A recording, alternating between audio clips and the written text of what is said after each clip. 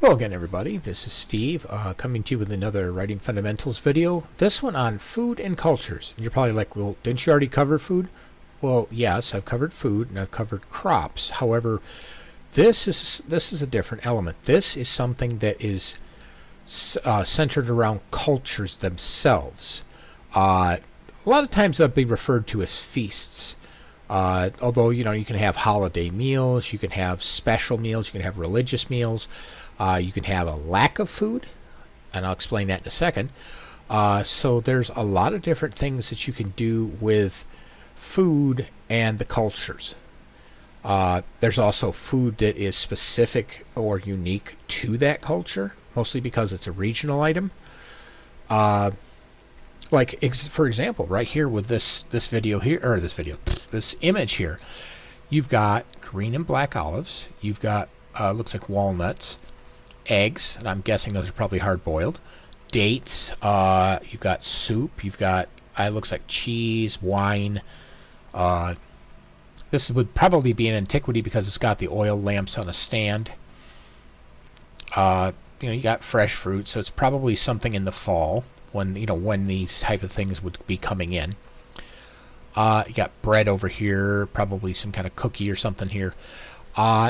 To me, what this looks like is a holiday meal, something that you're not necessarily going to eat every night. For example, Thanksgiving. That is a cultural holiday that is also a feast day. That is a day you celebrate. Basically, you celebrate the harvest. You celebrate because Thanksgiving, at least in the United States, comes in after the end of the harvest. And the last thing usually to come out is going to be the corn. The thing before that's going to be your beans and some of your late crops. Pumpkins would have come out before that. Because like right now, pumpkins are coming out. Pumpkins are usually done by October, along with your beans and some of your other stuff. And then, like I say, corn goes up. And corn kind of starts in that towards the end of October, but usually you don't take out your corn until your beans are out, because the beans have to come out first. Beans, your squashes, your pumpkins, which pumpkin's a squash.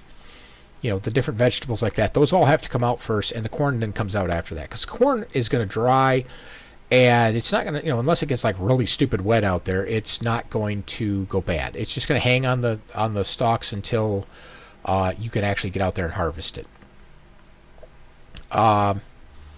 Easter in the United States, that's both a secular and a religious holiday, because the secular side of it, which really is a religious side of it also, because Easter comes from the name Ishtar, which was an ancient goddess. I think a goddess of fertility, if I remember correctly.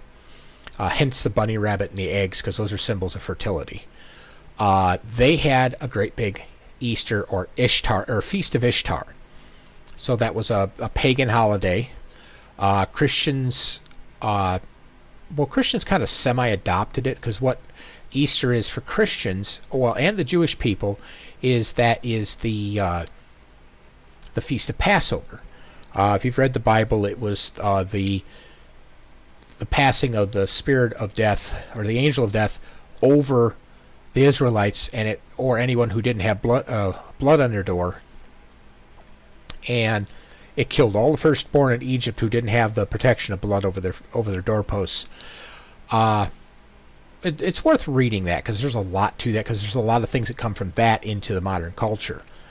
And then that became one of 7 feasts that they celebrate, which it's actually 6 feasts and a fast.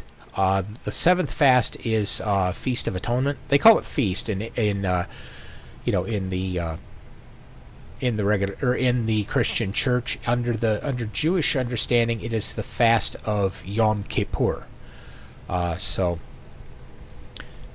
then after that, they have the Feast of Tabernacles, which that one's not actually a feast, although they do a lot of eating. They spend a week or 10 days, something like that. They build booths. I think it's 10 days, and they build booths and they live in them. And they're like these open, drafty buildings that they live in, and it's essentially a reminder of what it was like when their ancestors were wandering the wilderness. But anyways, as far as like feasts and fasts and stuff like that,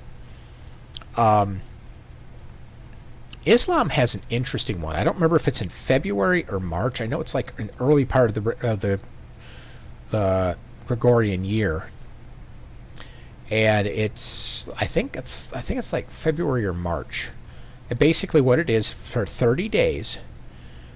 And if I get this wrong, anyone who's in Islam or knows Islam, if I get this wrong, I apologize. I'm doing my best to remember how this works. But for one whole month, while the sun is up, you are not allowed to eat. Now, when the sun goes down, you can eat, if I'm remembering this correctly. So, like every night when they're finally able to eat, they have this great big meal. It's kind of like a mini feast. It's not like a feast like you're going to have on Christmas or New Year's or something like that. It's basically you take breakfast and lunch that you missed because the sun was up, and you have breakfast, lunch, and dinner all at the same meal. So it's kind of a feast, but not really. A lot of feasts and festivals that are in cultures across the world are they have at least in some degree a religious origin through pagan traditions, Christianity, Judaism, Islam, the pantheon of like Greece and Rome and other ones like that. There's a lot of countries have feasts or big meals for birthdays, weddings, deaths. I mean, you want to see something amazing. Go to a Southern Baptist church, when somebody dies or gets married. Those people will make you fat. I mean, those potlucks are just astounding. Amazing food and a lot of it. And that's a cultural thing. Whenever you have like a birth's not so much, although they will do that. But if you have a wedding or a death, Southern ladies will fix you a meal that will just make you burst at the seams. The stuff is amazing. Going over to and then food isn't just about holidays and celebrations. You go over to like Italy. Pasta and pizza and stuff like that are huge in the culture. Like they will literally drink red wine and again, I might be wrong a little bit on this, but the way I understand it, they eat pasta and red wine with just about everything. They have some of the most amazing pasta over there. And they'll have pizza, and not like the American pizza that you think of, like you get at Little Caesars and stuff. If you tell an American, or if you tell an Italian that that's pizza, they will slap you, because they're insulted by the concept of American pizza. And their pizza is it's pizza like you've never had pizza before. It's true authentic Italian pizza is is almost 180 degrees from what you find in America under a typical pizza shop, but it's good stuff. And then like if you go to the Middle East, one of their primary foods is olives. They do a lot of stuff with grapes. They do dates. They will do a lot of dates and figs. They do a lot of different cheeses, not the kind of cheeses you would think of, but for that region, they do goat cheese, come to think of it. That's one you would think of, but yeah, they'll do goat cheese. You won't see a lot of pastas over there. If you do, they're probably imported from like Italy. Natively, though, for that area, they're going to have a lot of the desert foods, like olive trees and dates and figs and stuff. Those are desert trees. Those survive well in those arid conditions. So like I said, you got regional stuff. When you go back to antiquity, say the 1600s, if you look at even early America, they had corn and they had wheat. Well, they didn't have wheat, but they had corn and some other similar plants. Wheat came over from Europe. Like Europe had corn, and they had what was it? Yeah, they had corn, and they had corn, wheat, barley, oats, rye, stuff like that. But the Native Americans, they had a lot of different forms of maize. They had a lot of different forms of potatoes. I can't remember which direction it went, but I think it went from America to Europe as tomatoes, which is funny because you look at how many tomatoes Italy uses. If it was actually from America to Europe, Italy would have adopted the tomato like there was no tomorrow. If it's the other way around, then yeah, that was not something. I think it went from Europe to America because it wasn't really something that the Native Americans had. So like I say, that is one part of culture, is the fact that you have a lot of stuff that is unique to that area. You can't get it in other places. Nowadays, with international travel and shipping, you can ship pretty much anything anywhere in the world you want. So if you want something out of Japan and you're over in Europe, throw it on an airplane and send it to Europe, and vice versa. Because that's where the Asian countries is where we got rice from. We grow rice in America, but originally they came out of Asia. That was one of their grass plants, because rice is actually the seed of a grass, just like bamboo is a form of grass. And if you go over to Japan, they've got squid, they've got a lot of seafood, they've got seaweed, they've got rice. That's all regional to them. They've got bok choy, if I remember correctly, and it's stuff that's very regional. It's international now because that stuff can be shipped all over the world. But back in the day, you putting some bok choy on a ship and bring it back to America. By the time it got back here, all you'd have was just this rotted, nasty, smelly mess. Now rice, that would have shipped. That would have shipped fine as long as you kept it dry. It would have shipped okay. I'm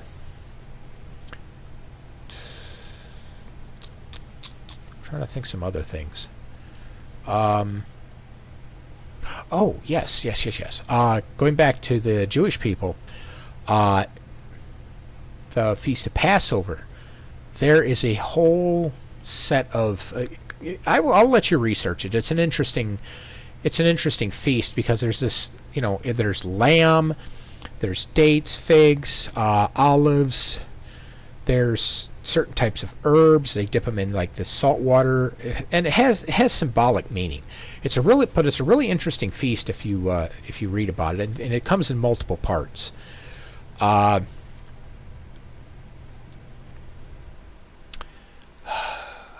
of the other things.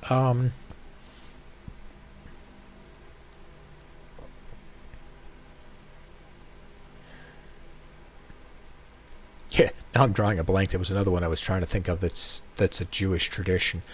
Well, here's one going. Speaking of Jewish traditions, Hanukkah. Hanukkah was not one of the original 7 feasts of Israel. Hanukkah came around as part of part of the Maccabee revolt, and they managed to drive the Greeks back. I mean, it didn't stick. They didn't ultimately keep their freedom for very long. And then it wasn't very long, and Rome came in and just took it all away anyway. So even if they would have got it back, they would have lost it to Rome. But because they managed to recapture the temple and they purified it, and if you read the story, basically the Maccabees drove the Greeks out of Israel and specifically out of Jerusalem. But they found that the temple had been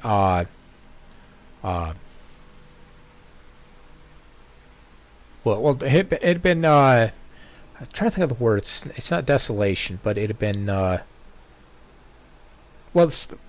guy who did that. Let me go look that up because you guys really got to look into this. This is kind of neat.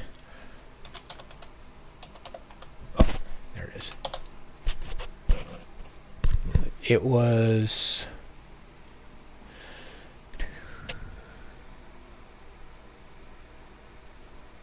Yeah, it was a rededication of the Second Temple. I'm trying to think of who it was who actually...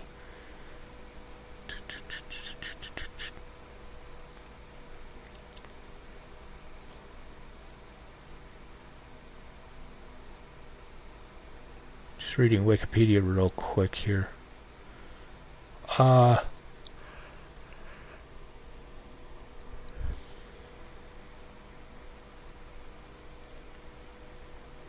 Okay, I can't find it.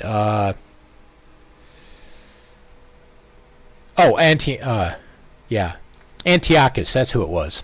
Okay, Antiochus was the one who, captured Israel, uh, and the Maccabees drove him out. But he had desecrated. That's the word I was looking for. He had desecrated the temple, so they cleaned up the temple, and they wanted to get the menorah lit as soon as possible, which they could have waited the 8 days that it would take to make new temple oil, because there was a whole process that they had to go through to make the oil, to make it pure, to do certain things with it. There was a whole set of rules for it. It took about 8 days of continuous work to prep it for use in the temple, specifically for lighting the Jewish candelabra, the menorah. That's what I'm thinking of. The menorah, and they had enough oil to light this thing for just one day. The miracle is that 1 day worth of oil lasted 8 days. Hence, Hanukkah is like an 8-day festival, and and that's part of where the festival came from. So that's, it's part religious, part cultural. There's a number of other festivals that they have. Like I say, there's the ones from the Bible. Well, for them it's the Torah.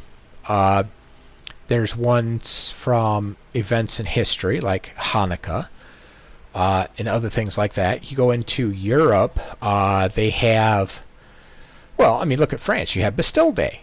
For America, you have 4th of July. You have Labor Day. You have Memorial Day. Those may not be big feasts, but think about it. Memorial Day, Labor Day, 4th of July. If you're American, what's one of the things you're doing? You're grilling hot dogs, chicken, burgers, and steaks. Maybe some brats. You have this big spread for potato salad and regular salad. You're going to have pretzels and all these different things that are holiday specific. Those are both kind of like a festival and a cultural thing. Because like if you go outside the United States, you're not going to see 4th of July. You're probably not going to see Memorial Day. You will see Labor Day. It may not be on the same day that it's celebrated in America, but you will see Labor Day. And then, like I was saying with Thanksgiving, America celebrates it, I think, third or fourth week of, fourth Thursday in November. And Canada, I think it's like the third or fourth Thursday or Wednesday or something like that in October, if I remember correctly. For those of you from Canada, if I got that month, if I got that wrong, please let me know.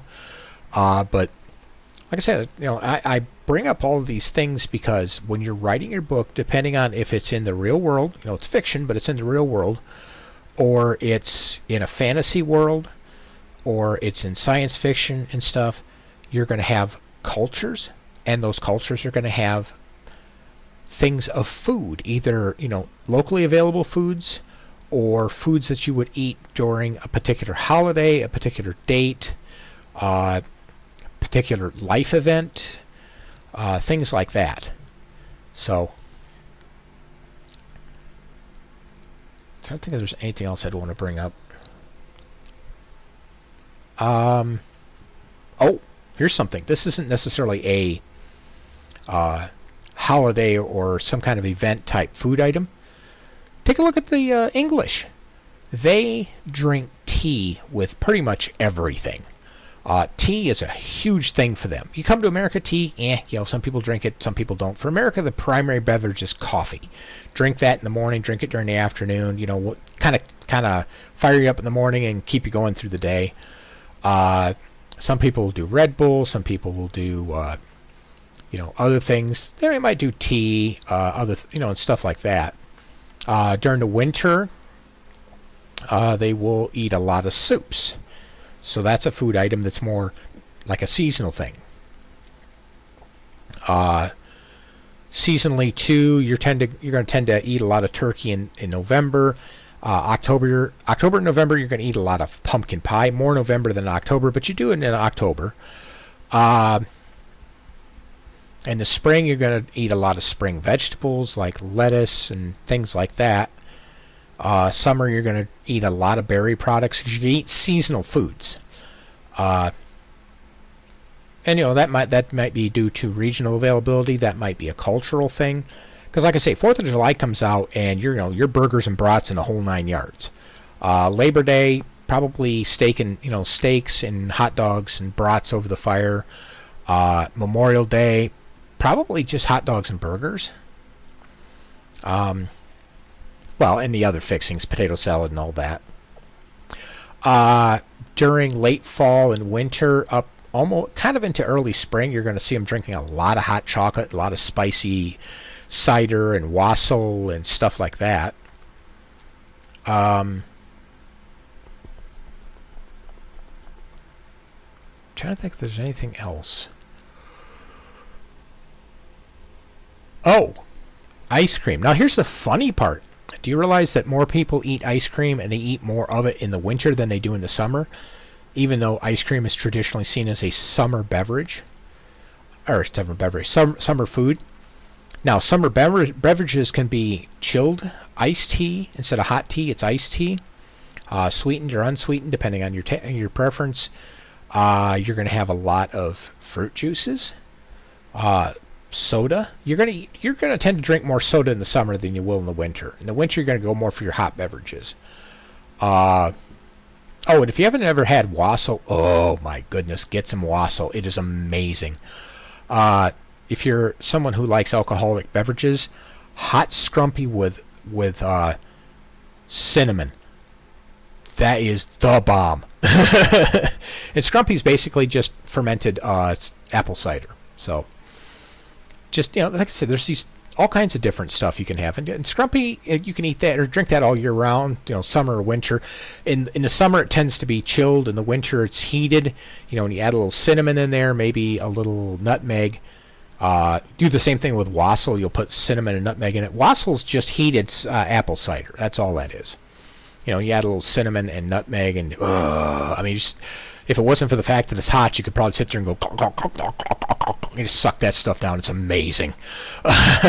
Just be careful because you're gonna have, if you drink too much of it, you're gonna have the runs afterwards. But let me think if there's anything else I'd want to cover.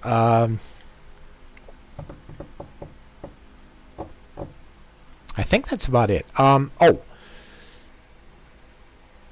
For holidays, one other thing, like for Thanksgiving, you're going to do turkey. For Christmas and Easter, you're going to tend to do ham. For Lent, you're going to do fish. I'm trying to think of some other stuff that you're going to eat a lot of.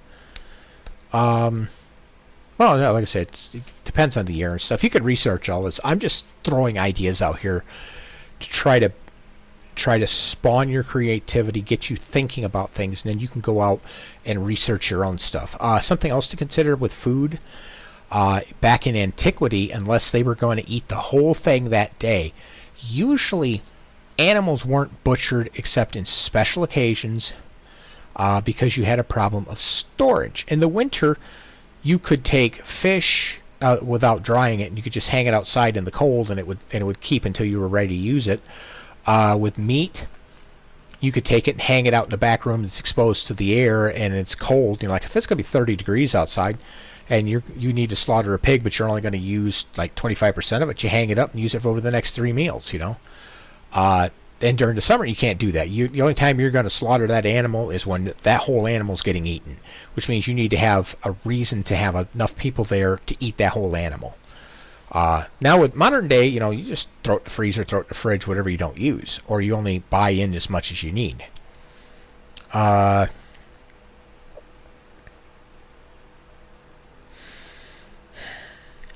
just trying to think, trying to get the gears to move enough to come up with anything else that would be something to think about. I think I'll leave it there. I'll let you guys research some of the other stuff on food. I've given you enough to get started, enough to get ideas to go around and research what you think would work for your particular stories, what you want to write about, what's going to fit your needs. If you guys want me to talk about this more, I can. Just let me know as usual. Otherwise, I will see you guys in the next video. Thanks.